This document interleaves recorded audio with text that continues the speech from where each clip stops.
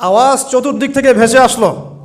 মহান আল্লাহ রব্বুল আলামিন তার শান অনুযায়ী, তার ইজ্জত অনুযায়ী তিনি যেভাবে কথা বলেন সেভাবে মুসা আলাইহিস সালামের সাথে কথা বললেন। আল্লাহু আকবার। এবার আল্লাহ রব্বুল আলামিন তাকে মিশরের দিকে যাওয়ার যে সময়টা এখন হয়ে গেছে, 10 বছর হয়েছে, মিশরে যেতে হবে। যাওয়ার পথে স্ত্রীর প্রসব বেদনা উঠেছে। তখন মুসা আলাইহিস সালাম আগুন খুঁজছেন। আগুন কি খুঁজছেন ভাই? আগুন খুঁজতে খুঁজতে খুঁজতে খুঁজতে তুর পাহাড়ের ওখানে গিয়ে দেখছেন যে আগুন গাছে জ্বলছে, সবুজ পাতার উপরে আগুন। তিনি অবাক। এই সময় আওয়াজ আসলো, বিসমিল্লাহির রহমানির রহিম, ইন্নী আনা রব্বুক ফাখলা'না আলাইক ইন্নাকা বিল ওয়াদিল মুকদ্দাসি তুয়া।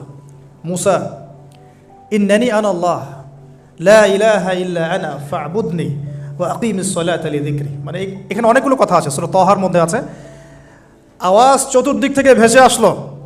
মহান আল্লাহ রব্বুল আলামিন তার শান অনুযায়ী, তার ইজ্জত অনুযায়ী তিনি যেভাবে কথা বলেন সেভাবে মুসা আলাইহিস সালামের সাথে কথা বললেন। আল্লাহু আকবার। বললেন, ইয়া মুসা, হে মুসা, ইন্নানি আনা আল্লাহ, নিশ্চয়ই আমি আল্লাহ, লা ইলাহা ইল্লা আনা, আমি ছাড়া কোনো ইলাহ নাই, ফা'বুদনি, তুমি আমার ইবাদত করো, ওয়া আকিমিস সালাতা লিযিকরি, আমার ইবাদতের জন্য সালাত কায়েম করো, আমার জিকিরের জন্য সালাত কায়েম করো, আমার স্মরণের জন্য সালাত কায়েম করো। ফাখলা'না আলাইক, তোমার জুতা খুলে ফেলো, ইন্নাকা বিল ওয়াদিল মুকদ্দাসি তুয়া, তুমি তুয়া উপত্যকায় আছো, পবিত্র তুয়া উপত্যকায় আছো। আদব শেখানো হলো। এভাবে অনেক কথোপকথন হলো। নবী মুসা আলাইহিস সালাম ভয় পেয়ে গেলেন এবং আল্লাহ পাক আরও কথা বললেন, ওয়ামা তিলকা বিয়ামিনিকা ইয়া মুসা, তোমার ডান হাতেটা কি? মুসা আলাইহিস সালাম বলছেন, ক্বালা হিয়া আসায়া আতাওয়াক্কাউ আলাইহা ওয়া আহুশু বিহা আলা গনামি ওয়া লিয়া ফিহা মাআরিব উখরা। এটা তো আমার লাঠি, এটা দিয়ে আমি ডালপালা পারি, আমার ওই যে গবাদি পশু চড়াই। আল্লাহ পাক বলছেন যে ছুঁড়ে মারো, আলকিহা ইয়া মুসা, এটা ছুঁড়ে মারো। ফালকাহা, তিনি ছুঁড়ে মারলেন, ফাইদা হিয়া হাইয়াতুন তাসা, এবং এটা ছোটাছুটি শুরু করলো, বড় একটা সাপ হয়ে গেল। সুবহানাল্লাহ।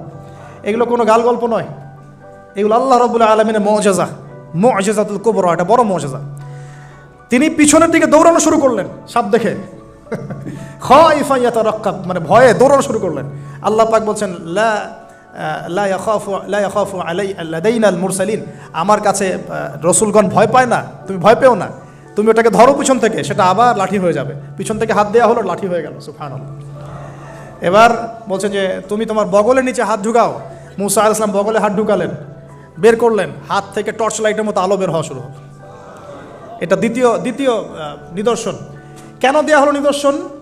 এবার আল্লাহ পাক তার দায়িত্বটাকে বলছেন, তোমাকে নিদর্শনগুলো কেন দিলাম, তোমাকে মনোনীত কেন করলাম, কেন তোমাকে মনোনীত করলাম? মুসা, তোমার কাজটা কি? তোমার কাজ এখন এটা, ইযহাব ইলা ফিরআউনা ইন্নাহু তাগা, তুমি ফিরআউনের কাছে যাও।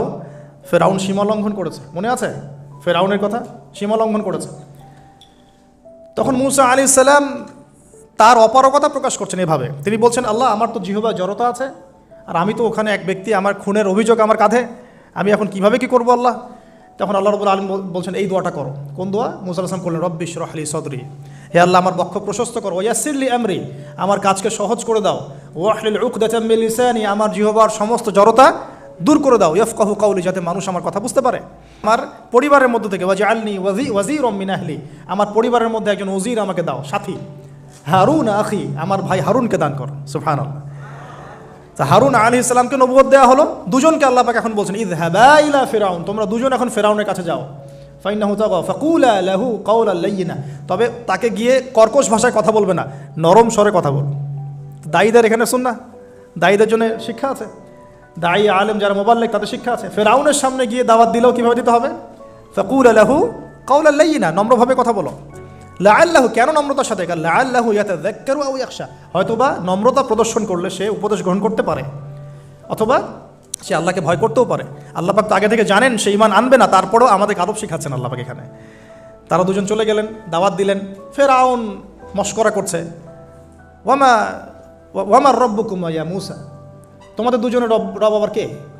হ্যাঁ, মুসা আলাইহিস সালাম বুঝাচ্ছেন, রব্বি আল্লাযী, আমার রব সেই রব যিনি জীবিতকে মৃত করেন, মৃতকে জীবিত করেন, ইত্যাদি। মানে যার হুকুম ছাড়া একটা গাছের পাতাও নড়ে না, যিনি মাটি থেকে সব উৎপন্ন করেন, বৃষ্টি বর্ষণ করেন, সব বুঝালেন।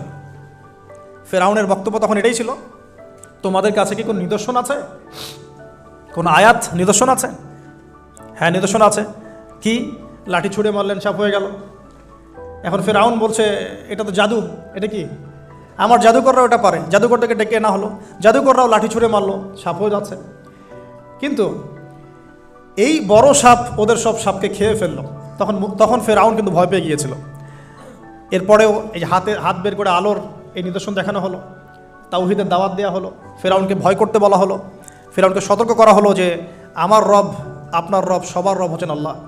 সব কিছু বোঝানো হলো, কিন্তু ফেরাউন এই কোনো কথাই গ্রহণ করলো না। এরপরে সে বনু ইসরাইলকে ডিভাইড অ্যান্ড রুল করলো। ডিভাইড অ্যান্ড রুল মানে ওদেরকে ভাগ করতো এবং রুল করতো, ঠিক যেটা এখনকার গ্লোবাল অ্যাফেয়ার্সে করা হচ্ছে। ডিভাইড অ্যান্ড রুল, আমাদেরকে তারা ভাগ করে দিয়েছে। আমাদের পুরো কমিউনিটি, গ্লোবাল মুসলিম কমিউনিটিকে তারা ভাগ করে দিয়েছে এবং রুল, শাসন করছে। এবং কারো গায়ে আঘাত লাগলে আরেকজন গিয়ে সেই ব্যথা নিরসন করতে চায় না, বরং অপেক্ষা করে আমার গায়ে তো আর আসে নাই, তার গায়ে আসছে। ঠিক আছে ব্যাপারটা? এটা শুধু গ্লোবাল অ্যাফেয়ার্স না, এটা সবখানে একটা রাষ্ট্রের ভিতরেও ঢুকে গেছে। ওই ভাইকে বলছে বলুক, আমাকে তো আর কিছু বলে নাই, ওকে গায়েব করে ফেলুক, আমাকে তো আর কিছু করে নাই, ও ভিতরে গেছে, আমাকে তো কিছু বলে নাই। এই আচরণের কারণে আস্তে আস্তে আস্তে আস্তে মুসলিমদের শক্তি সব সংকুচিত হয়ে আসে। এটা নতুন কোনো বিষয় না, ফেরাউনের সুন্নত এটা, ডিভাইড অ্যান্ড রুল, যেটা ব্রিটিশরা করে গেছে সারা ওয়ার্ল্ডে। সুবহানাল্লাহ, দেখুন সব কিছু ওরা কোরআন থেকেই নিচ্ছে মনে হচ্ছে আমার কাছে। তো এখন একটা দুইটা না, নয়টা পরীক্ষা ফেরাউনকে করা হলো। মুসা আলাইহিস সালাম যখন বলেন, দোয়া করেন, তখন গজব উঠে যায়। ফেরাউন তখন এসে বলে যে ঠিক আছে, তুমি দোয়া করো, তাহলে আমরা বনু ইসরাইলকে ছেড়ে দিব। যখনই মুসা আলাইহিস সালাম দোয়া করে, গজব উঠে যায়, সে আর বনু ইসরাইলকে ছাড়ে না। এখন এভাবে 9টার বর্ণনা আসছে। একবার আসছে পঙ্গপালের শাস্তি, একবার আসছে ব্যাঙের শাস্তি, একবার আসছে মহামারীর শাস্তি, একবার আসছে উকুনের শাস্তি, একবার রক্তের নদী। এরকম 9টা আযাব আল্লাহ পাক দিয়েছেন কাদেরকে? এই ফেরাউনের সম্প্রদায়। সর্বশেষ, আমি লম্বা করলাম না, সর্বশেষ যেটা হয়েছে, কারণ আমি কনক্লুশনে কিছু পয়েন্ট বলবো। সবশেষে যেটা হলো 20 বছর, কত বছর? প্রায় 20 বছর জুলুম করলো ফেরাউন দাওয়াত পাওয়ার পরে। প্রায় 20 বছর। দাওয়াত পাওয়ার আগের কথা তো বাদ, ইসলামের দাওয়াত পাওয়ার প্রায় 20টা বছর সে বনু ইসরাইলকে এভাবেই টর্চার করতে থাকলো। 9টা নিদর্শন আসলো, কোনোটাই সে গ্রহণ করলো না। এবং সর্বশেষ তার কল ছিল যে আমি ছাড়া তোমাদের কোনো রব আছে এটা আমি জানি না, নাউজুবিল্লাহ। এবং সূরা নাবার মধ্যে আল্লাহ বলেছেন যে ফেরাউন বলেছিল আনা রব্বুকুমুল আ'লা, আমি তোমাদের মহান রব, নাউজুবিল্লাহ। এই ছিল ফেরাউনের শেষ স্টেটমেন্ট। এবার মুসা আলাইহিস সালাম বনু ইসরাইলকে নিয়ে চলে যাচ্ছেন মিশর থেকে। ফেরাউন দলবলে ধাওয়া করছে, সামনে সাগর আর পিছনে ফেরাউনের বাহিনী। মুসা আলাইহিস সালাম এখানে বনু ইসরাইলকে নিয়ে একটা রিম রক বলি আমরা, যেটা পাহাড়ে উঠতে সামনেও যেতে না পারে, পিছনেও যেতে না পারে, এরকম একটা অবস্থা। এই সময় মুসা আলাইহিস সালামের গোত্রের কিছু মানুষ বলেছিল যে ইয়া মুসা ইন্না লামুদরাকুন, হে মুসা আমরা তো ধরা পড়ে গেলাম, আমরা মনে হয় আজকে ধরা পড়ে গেলাম। এই অবস্থাতে মুসা আলাইহিস সালাম বলেছিলেন, একটু বোঝার চেষ্টা করেন, পিছনে ফেরাউনের বিশাল বাহিনী, সামনে সমুদ্র, যাওয়ার কোনো জায়গা নাই, একদম কোনো জায়গা নেই, খালি চোখে কোনো জায়গা দেখা যাচ্ছে না। ওই সময় খালি চোখে, বাহ্যিক চোখ দিয়ে কোনো উপায় দেখা যাচ্ছে না। বাহ্যিক চোখে ওই সময় কোনো উপায় দেখা যাচ্ছে না নিষ্কৃতির, নাজাতের। ঠিক এখন সারা ওয়ার্ল্ডে বাহ্যিক চোখে মুসলিমদের নাজাতের কোনো পথ দেখা যাচ্ছে না। বাহ্যিক চোখ দিয়ে কি করবে মুসলিমরা? খালি পড়াশোনা করবে, না কমিউনিটি করবে, না জিহাদ করবে, নাকি তাগুতের এগেনস্টে লড়বে? কি করবে মুসলিমরা? নাকি সারাদিন বসে বসে মসজিদে তসবিহ টিপবে আর নামাজি পড়বে? কি করবে মুসলিমরা? বাহ্যিক চোখ দিয়ে এখানেও কোনো ফয়সালা দেখা যাচ্ছে না। তখন আল্লাহ রাব্বুল আলামিন মুসা আলাইহিস সালামকে একটা পরীক্ষাও নিলেন। একজন বলছে ইন্না লামুদরাকুন, আমরা ধরা পড়ে গিয়েছে।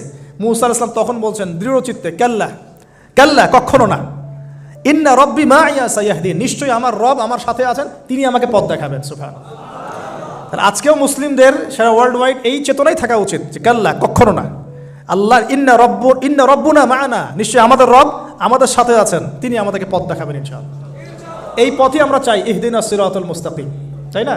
সিরাতাল লাযিনা আন'আমতা আলাইহিম গায়রিল মাগদুবি আলাইহিম ওয়ালাদ-দাল্লিন। এই বাস, যখন আপনি পুরো দমে আল্লাহর উপর তাওয়াক্কুল করে ফেলবেন, তখনই তো আল্লাহ রাব্বুল আলামিনের নুসরা নেমে আসবে ইনশাআল্লাহ।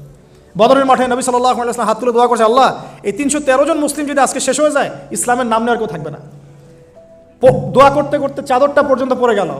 আবু বকর সিদ্দিক দৌড়ে এসে চাদর উঠাই দিলেন, দিয়ে কান্না জড়িত কণ্ঠে বলছেন, হাসবুকা ইয়া রাসূলুল্লাহ, যথেষ্ট হয়েছে আল্লাহ রাসূল, যথেষ্ট হয়েছে, আর দোয়া করার দরকার নেই, ইনশাআল্লাহ আল্লাহ সাহায্য নেমে আসবে। আল্লাহ পাকের সাহায্য নেমে আসলো। হাজার হাজার ফেরেশতা আল্লাহ নামিয়ে দিলেন বদরের মাঠে। আপনি দেখুন যে সুবহানাল্লাহ, নবী সাল্লাল্লাহু আলাইহি ওয়াসাল্লাম হিজরত করছেন আবু বকর সিদ্দিককে সাথে নিয়ে, মনে আছে গারে সওরের ঘটনা, সবাই ঘিরে ফেলেছে, এমনকি নিচ থেকে উপরে ওদের পা দেখা যাচ্ছে। আবু বকর সিদ্দিক বলছেন যে ইন্না মুদরাকুন, আমরা ধরা পড়ে গেলাম ইয়া রাসূলুল্লাহ। একই কথা কিন্তু নবী সাল্লাল্লাহু আলাইহি ওয়াসাল্লাম সেই একই কথাই বলছিলেন, লা তাহজান, তুমি দুশ্চিন্তা করো না, ইন্নাল্লাহা মা'ানা, আল্লাহ আমাদের সাথে আছেন, ইনশাআল্লাহ আল্লাহ আমাদের সাথে আছেন। তবে কাদের সাথে আল্লাহ থাকবেন? যারা নামাজ পড়ে না, যারা নামাজ পড়ে না, যারা তাওহীদ শিখে না, সুন্নতের উপর আমল করে না, যারা রিবা খোর, যারা মাদক দ্রব্য সেবন করে, জিনা করে, পর্নোগ্রাফি দেখে, যে বেপরদায় চলে, এদের সাথে আল্লাহ থাকবেন। আমরা যদি আমাদের অবস্থান উন্নত করতে না পারি, আমাদের দ্বারা উম্মার বিজয় হবে না, ফুল স্টপ। আমরা যদি আমাদের অবস্থান উন্নত করতে না পারি, মানে এই যুগের আবু বকর, ওমর, ওসমান, আলী হতে না পারি, আমাদের দ্বারা বিজয় হবে না।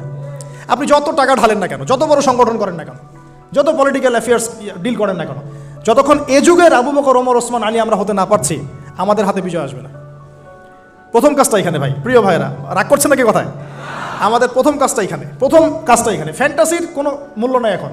আইওয়া, show down, show off, fantasy, online, Facebook, কিচ্ছু না এগুলো। বিশ্বাস করেন এগুলো কিচ্ছু না, কিচ্ছু হবে না এগুলো দিয়ে। কনস্ট্রাকটিভ কাজ না থাকলে, ইমান, আমল, তাওহীদ, সুন্নাহ, সেরকম জজবা, সেরকম ইউনিটি, আল্লাহর পথে মাল খরচের প্রেরণা, মুসলিমদেরকে সহযোগিতা করার বড় মানসিকতা, একটা ব্রড মাইন্ডেড চিন্তাভাবনা, এগুলো না থাকলে কখনো সম্ভব হবে না। এখানে সাহায্য নেমে আসছিল না? ওই গারে সওরে কি তারা ধরা পড়েছিলেন? লা তাহজান ইন্নাল্লাহা মা'ানা, ভয় পেও না, আল্লাহ আমাদের সাথে আছেন। আল্লাহ কি সাথে ছিলেন না? ঠিক একই কথা মুসা আলাইহিস সালাম বলছেন, কেল্লা, কখনো না, ইন্না রাব্বি মা'ইয়া সাইয়াহদিন, আমার রব আমার সাথে আছেন, আমার রব আমার সাথে আছেন, তিনি আমাকে পথ দেখাবেন ইনশাআল্লাহ। বলার সাথে সাথে মনে আছে ওই যে নমরুদ যখন ইব্রাহিমকে ফেলে দিচ্ছে আগুনে, জিবরিল আমিন এসে বলছেন, হাজাতুকা ইনদি, আপনার কোনো প্রয়োজন আছে আমার কাছে? ইব্রাহিম আলাইহিস সালাম আগুনে পড়তে পড়তে বলছেন, হাসবি আল্লাহ ওয়া নি'মাল ওয়াকিল, আল্লাহ আমার জন্য যথেষ্ট, তিনিই আমার উত্তম অভিভাবক, দরকার নেই। বলার সাথে সাথেই ইয়া নার কুনি বারদান ওয়া সালামান আলা ইব্রাহিম, এই আগুন ঠান্ডা হয়ে যাবে। এবার আমার বান্দা আমাকে ডেকেছে, তার কোনো পথ নাই চোখের সামনে খোলা, এখন আমার বান্দা আমাকে ডেকেছে, আমার উপর ফরজিয়াত আমার বান্দাকে এখন সাহায্য করা, এটা আমার হক, আমার বান্দাকে সাহায্য করা। ওয়া কানা হাক্কান আলাইনা নুনজিল মুমিনিন, আমার হক হচ্ছে, আল্লাহ বলছেন আমার হক মুমিন বান্দাদেরকে নাজাত দেওয়াটা আমার হক। সুবহানাল্লাহ। তাহলে ওই যে সাহায্য এসেছে ওই নমরুদের ওখানে আগুন পরীক্ষায়, একই সাহায্য আসছে গারে সওরে, বদরের মাঠে, উহুদে, খায়বারে, খন্দকে, এই সাহায্য নেমে আসতো মুসা আলাইহিস সালামের কাছে। কি সাহায্য? লাঠি ছুঁড়ে মারো, 12টা, একটা দুইটা 12টা রাস্তা হয়েছে সাগর ভাগ হয়ে। সুবহানাল্লাহ। এটা কি আসলেই পসিবল? এখনকার সায়েন্সকে এটাকে পেনিট্রেট করতে পারবে? আমরা তো সায়েন্সকে ইলাহ বানিয়ে নিয়েছি। ও যখন কিছু বলে হ্যাঁ, আমরা বলি হ্যাঁ, ও বলে না, আমরা বলি না। বিশ্বাস করেন? ও যখন সায়েন্স যখন কোনো কিছুকে বলে হ্যাঁ এটা ঠিক, আমরা বলি ঠিক ঠিক ঠিক। যখন সায়েন্স বলে এটা বেঠিক, আমরা বলি না বেঠিক বেঠিক। আমরা কোরআন হাদিসকে সায়েন্স দিয়ে মূল্যায়ন করছি। সুবহানাল্লাহ। এখন নামাজ পড়তে গেলে মানুষ সায়েন্টিফিক ব্যাখ্যা খোঁজে, রোজা রাখা সায়েন্টিফিক ব্যাখ্যা খোঁজে। ব্যাখ্যা থাকতে পারে, আমার জানার দরকার নাই তো। আমাকে আল্লাহ হুকুম করেছেন, এটাই আমার কাজ। ব্যাখ্যা থাক না থাক সেটা আমার জানার দরকারও নাই। হ্যাঁ থাকতে পারে, নাও থাকতে পারে, সব আমার বুঝে আসবে না, কিছু আসবে কিছু আসবে না।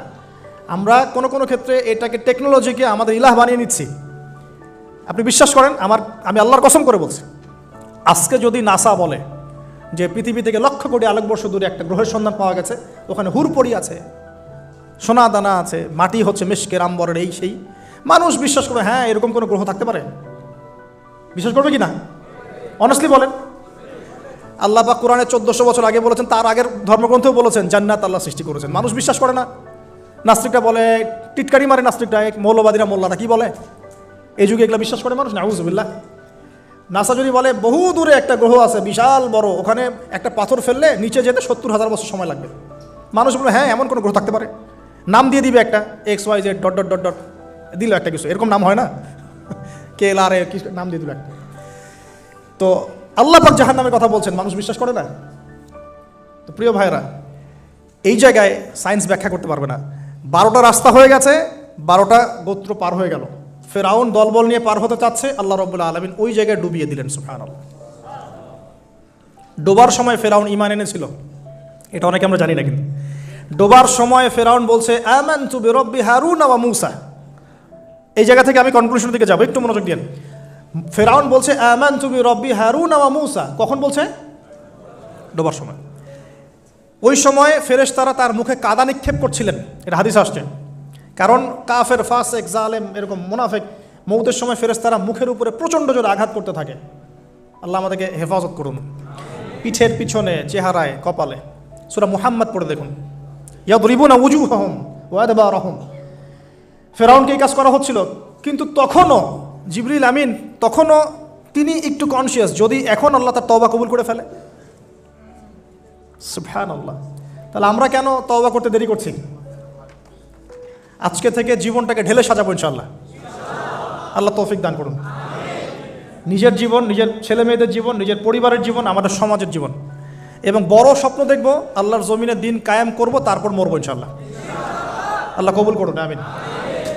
এবার আসুন ভাই, আল্লাহ পাক তওবা কবুল করলেন না। আল্লাহ পাক বললেন আল আন, এখন, আল আন, এখন, আল আন, এখন, ওয়াকাদ আসাইতা মিন ক্বাবল, এর পূর্বে তুমি তো সারা জীবন আমার অবাধ্যতা করে গিয়েছো।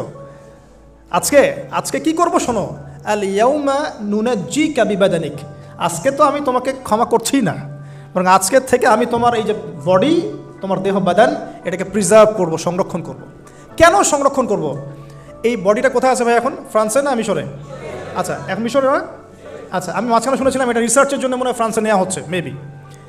আমি ভাবছিলাম, পারিবারিক মিটিংয়ে বলছিলাম যে এই সভ্যতাটা একদিন ধ্বংস হয়ে যাবে, দেখে নিন। এই সিভিলাইজেশনটা একদিন ধ্বংস হয়ে যাবে, দেখে নিন। যারা ফেরাউনকে মানে রাষ্ট্রীয় মর্যাদা দেওয়ার চেষ্টা করতেছে, আস্তাগফিরুল্লাহ, আল্লাহ মাফ করো। কেন তোমার দেহটাকে আমি সংরক্ষণ করলাম? আল ইয়াউমা নুনাজ্জিকা বিবাদানিকা, তোমার দেহটাকে আজকে আমি প্রিজার্ভ করে রাখবো। কেন? লিতাকুনা লিমান খালফাকা আয়া, তোমার এই যে ডেথ, এর পরে যত ফেরাউন পৃথিবীতে আসবে, তোমার মতো যত মানুষ পৃথিবীতে আসবে, তাদের সবার জন্য তুমি হবে নিদর্শন, আইডল। তাহলে ফেরাউনের বডিটাকে প্রিজার্ভ করা হচ্ছে কেন ভাই?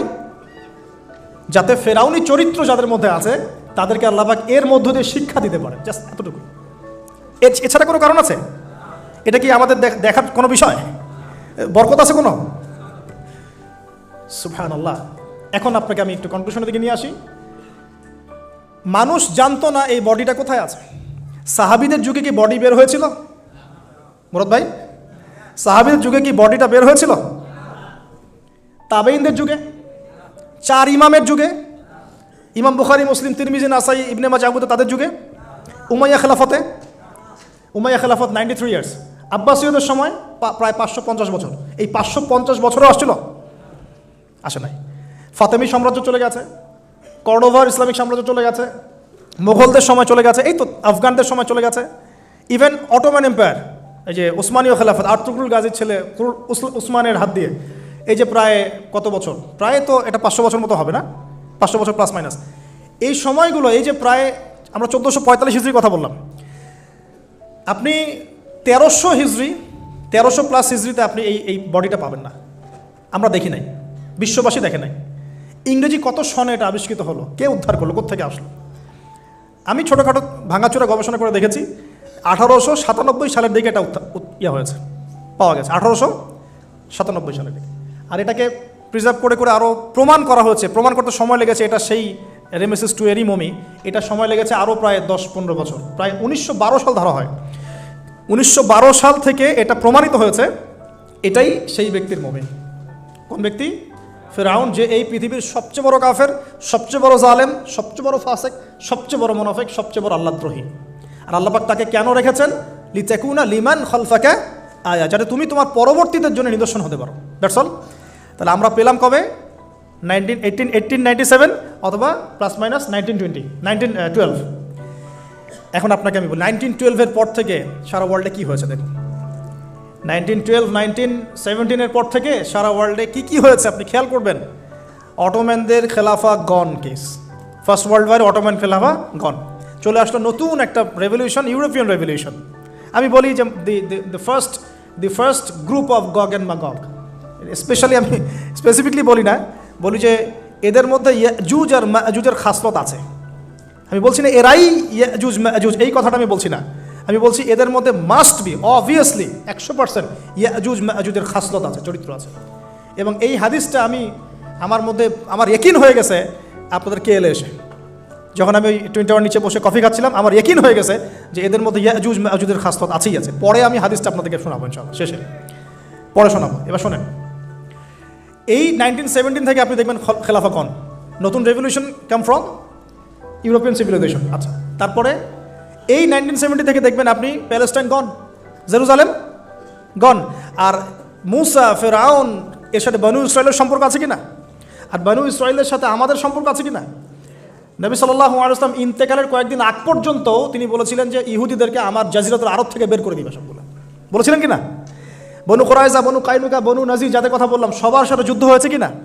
খায়বারের যুদ্ধ, আলী রাদিয়াল্লাহু আনহু ফাত হয়েছে কিনা। তাদের সাথে আমাদের কি মিউচুয়াল সম্পর্ক ছিল না কনফ্লিক্ট ছিল। এবং সবচেয়ে বেশি শত্রুতা কারা পোষণ করেছিল আমাদের প্রতি?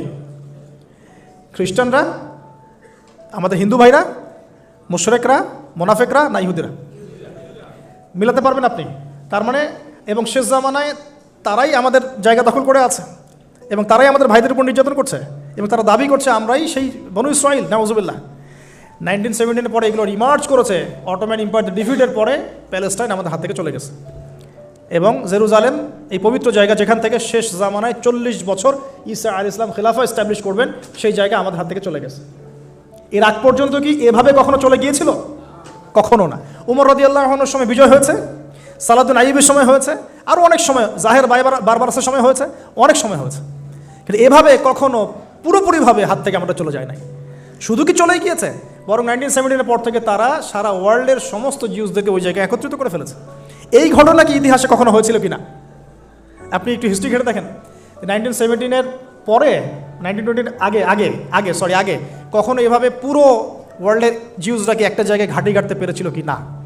শুধু কি ঘাঁটি গেড়েছে, না তারা সেখানে একটা স্টেটও কায়েম করেছে? শুধু কি স্টেট কায়েম করেছে, নাকি তারা সেখানে শক্তিশালী হয়েছে? বলেন, তারা শক্তিশালী হয়েছে কিনা? এবং সারা ওয়ার্ল্ডের বড় বড় ডিপার্টমেন্টগুলো, politics, economics, banking system, finance, আপনার মিলিটারি অ্যাফেয়ার্স, পারমাণবিক নিউক্লিয়ার ওয়েপন্স এবং টেকনোলজি, এগুলো কাদের হাতে? বলেন, ওদের হাতে কিনা? এই যে আল্লাহ সুবহানাহু ওয়া তাআলার এভাবেই হয়তো পরিকল্পনা। ওই যে বললাম 1920 আর 1897 এই সময়ের মধ্যেই সারা ওয়ার্ল্ডে একটা রেভলিউশনও ফর্ম করেছিল, এর নাম জায়নিস্ট মুভমেন্ট। এর নাম কি? Zionist movement. এই জায়নিজমটা উত্থান হয়েছে এই 1897 সময় থেকেই, যখন ফেরাউনের মমি পাওয়া গেছে তখন থেকে। আর ফেরাউনকে কাদের জন্য নিদর্শন বলা হচ্ছে? জালেমদের জন্য। আর এরা সারা বিশ্বে জুলুম করছে। অতএব ফেরাউনের এই বডিটা এই পুরো সম্প্রদায়ের জন্য একটা বড় নিদর্শন হয়ে আছে এখন পর্যন্ত। এবার লাস্ট এই 17 থেকে আপনি 2023 পর্যন্ত হিসেব করে দেখেন, কনক্লুশন বলি, হিসেব করে দেখবেন আমরা আমাদের খিলাফা হারিয়ে ফেলেছি। মুসলিম উম্মাকে বিটস অ্যান্ড পিসেস অনেকগুলো কান্ট্রিতে ভাগ করে দেওয়া হয়েছে। প্রত্যেকটা কান্ট্রির মধ্যে মাশাআল্লাহ সেকুলারিজম, ডেমোক্রেসি, ন্যাশনালিজম, কমিউনিজম ছড়িয়ে পড়েছে। ধর্মতাত্ত্বিক শিক্ষাগুলোকে কমানো হয়েছে। আপনার ইকোনমিক সেকশনে রিবাকে প্রমোট করা হয়েছে। পলিটিক্যাল অ্যাফেয়ার্সে আল্লাহ পাকের বিধানকে উঠিয়ে দিয়ে তাগুতি বিধান চালু করা হয়েছে, খোলামেলা বলছি। তারপরে পর্দা, বেহায়াপনা, জেনা, পর্নোগ্রাফি, এভরি সিঙ্গেল যে কুফর, হারাম যেগুলো কাবায়ের, এগুলোকে প্রমোট করা হয়েছে লাস্ট 100 বছর। আপনি হিস্ট্রি এই লাস্ট 100 বছরে আপনি আবু বকর, ওমর, ওসমান, আলীর সেই যুগ পাচ্ছেন না। ইভেন মুসলিমদের মধ্যে হাজারটা দলে দলে আমরা ভাগ হয়ে গেছি।